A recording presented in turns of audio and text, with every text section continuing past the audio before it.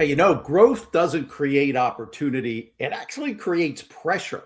It tests everything that you've built. And if your business isn't ready, that pressure doesn't build something stronger. It exposes what's already going on. It already exposes the weaknesses, the cracks that are there that you could either get over or work through. Stick around. That is exactly what we're going to be talking about today. This is the Franchise Pitfalls and Profit Show. Each week, we bring you the challenges and triumphs of being in the franchise development and consulting business. The things you need to make money faster. And now your host, one of the most successful franchise developers in North America, Don Shin. Hey, welcome back to Franchise Pitfalls and Profits. Hey, this show is about the real mechanics of growth, the real mechanics of scaling. It's how to build a business, but build it the right way. Avoid the mistakes that quietly eat away at your profitability, quietly stall good businesses, and we're talking about creating strong systems that can actually carry not just growth, but scale. So today I want to talk about something that almost nobody is talking about clearly, and that is that the problems that growth create, and the problems that growth creates when you're growing too quickly, too fast, as most people would say, not grammatically correct, but when you grow too quickly, too fast, or too soon, you're not quite there. Why and how are they breaking? How are your businesses breaking when you're starting to grow and maybe you're even trying to really scale? So that's what we really want to talk about. The reality of business is that growth is not neutral. It doesn't just add revenue. Healthy, profitable growth is more than just a few more dollars in sales. It's a lot more than just top line. Growth doesn't just create opportunity, it creates or applies pressure, as I said earlier. And that pressure is going to show you what your business is really built on or not.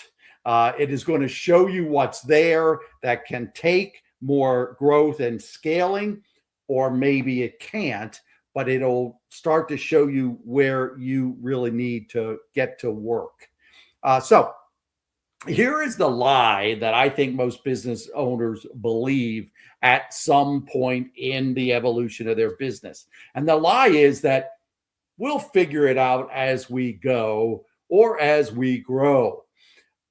I've heard it from some of the people, the best business people I've ever met. I've heard it from some of the top gurus in business and in growth and in sales. I've even said these words myself. But I'm cautioning these days as I start to see more businesses, particularly as they look to potentially franchise, as we really analyze franchise brands, but it applies to all businesses. What has often been said, and I've said it myself, is just take the business. We'll figure it out later. But that is not always the best way to go about it. Particularly, honestly, in franchising, it really is not. Don't just franchise, sell a bunch, and you'll figure out the problems later and solve them. That is the worst way to do it because you're now dealing with other people's money. You're growing with other people's money, their life savings, their dreams of owning a business. And so I think it's just really, really different than when you're making that call for just your own business.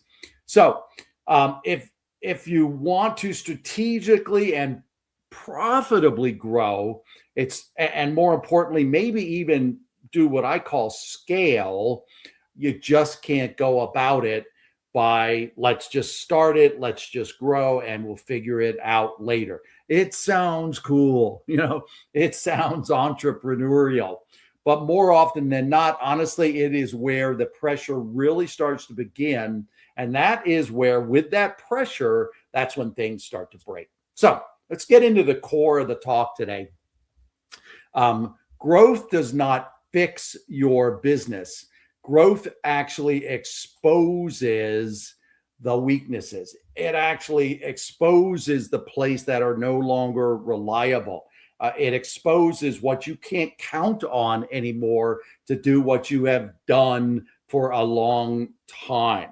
If something's unclear, growth just makes it confusing. Why can't we figure this out? Why can't we do this the way we've always done it or the way we thought it could be done? If something is inconsistent, then growth just makes it unreliable. It starts to make you and your business look unreliable. If something depends just on you as the founder, assuming you're listening here because you're the founder, then growth turns into a bottleneck, and you are that bottleneck. And we talked about that 3 or 4 weeks ago on this very podcast. When a business grows, before it is ready, 4 things usually break first. One of them is that the model starts just to drift. What worked in one location or one version of your business that worked, now that doesn't translate clearly in the growth dollars, in the growth revenues. Now, instead of a repeatable model, you've got some variations going on. So please hear me on this.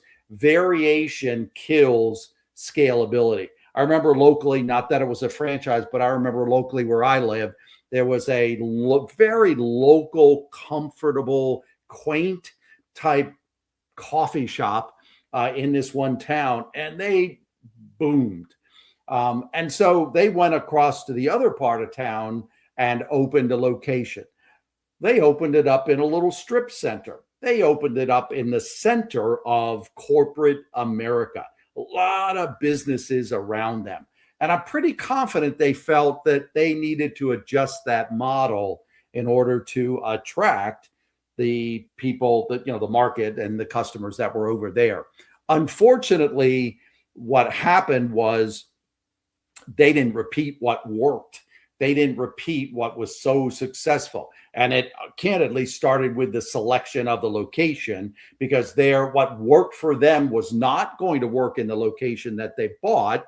But that was, like I said, just so new to them that it wasn't going to work either. That isn't what they knew how to do and do really, really well. So eventually, after several years, they just sold that location. I don't know if they did well or didn't do well. I suspect they probably broke even, and they just then kind of retreated back into the business that they knew how to work and knew what made it successful. So variation will just kill your scalability. A second point is that the operations just get heavy. More people, more decisions, more moving parts. Maybe, again, depending on how you're growing, maybe different time zones even. So there's no simplification underneath this new business that you're bringing in. So everything just seems harder. Everything just seems like a grind and just a little bit slower than usual. And it's not because growth is wrong or even that the people are wrong or doing anything wrong. It's just because the structure of your company is not carrying the new business. So that's the second area that I want you to be conscious of. A third thing that I want you to be conscious about is that the expectations gap widens or grows. What people think your business is versus what you're delivering, they start to separate. There starts to be a gap there. It's kind of like driving on the road, and if you've ever crossed a bridge, and sometimes the bridges that'll actually be signs about the gap in the bridge and the roadway in certain seasons. That's what I see happens. Because once your expectations and the reality drift apart, just the trust of the marketplace, the trust of your clients, your customers starts to erode. So the model itself starts to drift. the operation starts to feel heavier and run heavier or slower. The expectations gap starts to open up, or you start to experience that.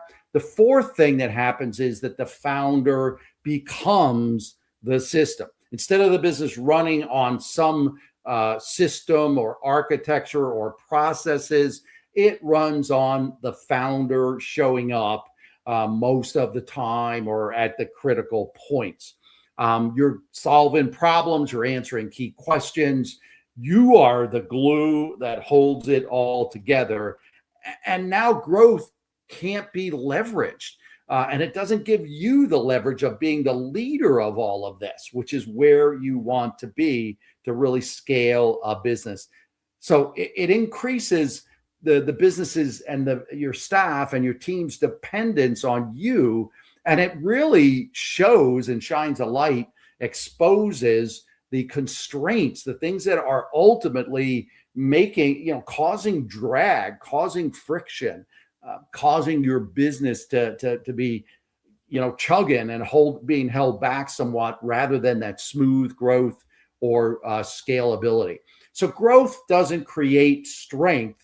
It really tests what's already in place.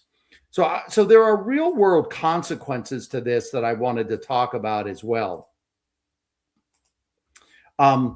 This is where we see businesses that look like they're growing, but they don't feel internally, they don't feel like they're growing.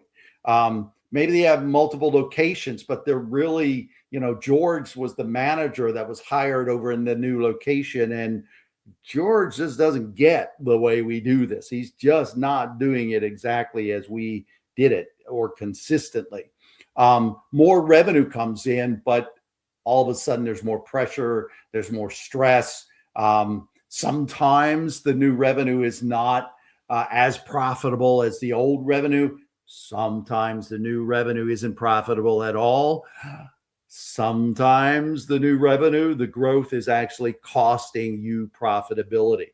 So the real world consequences can impact your bottom line while you thinking it's all about top line. And then some of the real consequences are just team related. There's bigger teams, there's less clarity. You recognize you really didn't have training programs in place for these people. You hired someone and thought that they had the experience, would just be dropped in and be okay.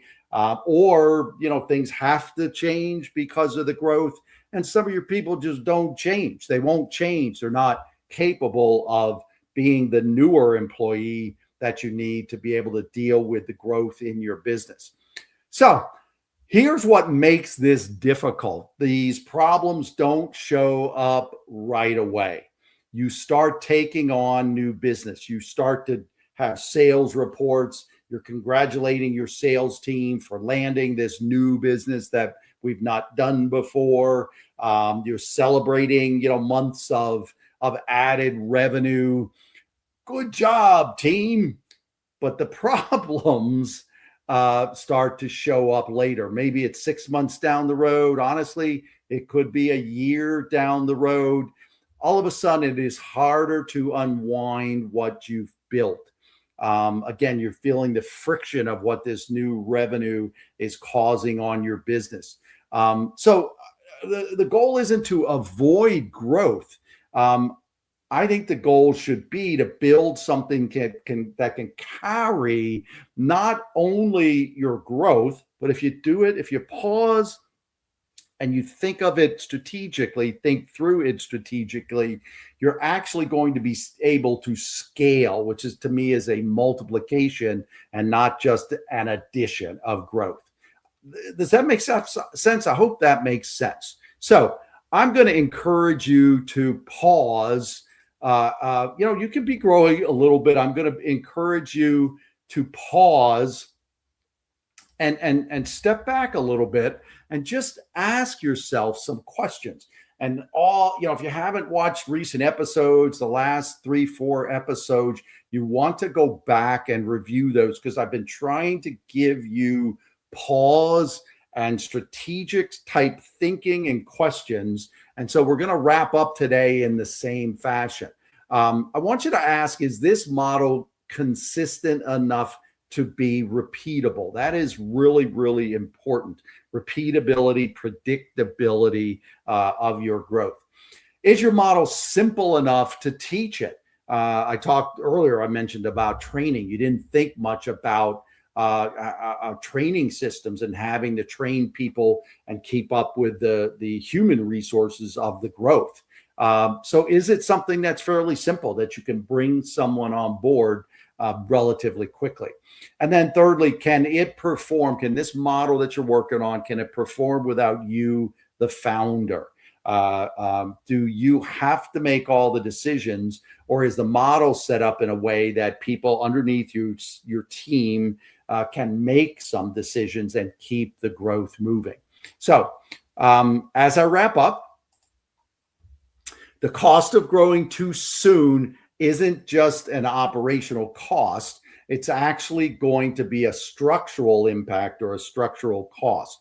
You don't just create bigger problems, you actually build them into the foundation of your business. You're really slapping on new wallpaper as opposed to getting down to the base layer, scraping off whatever was there, properly prepping the walls, and then putting on new wallpaper. So you don't just create bigger problems.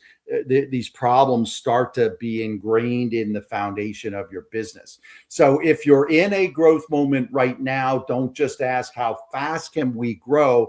I encourage you to ask a really, really important question. Here it is, write it down. What happens if my business doubles?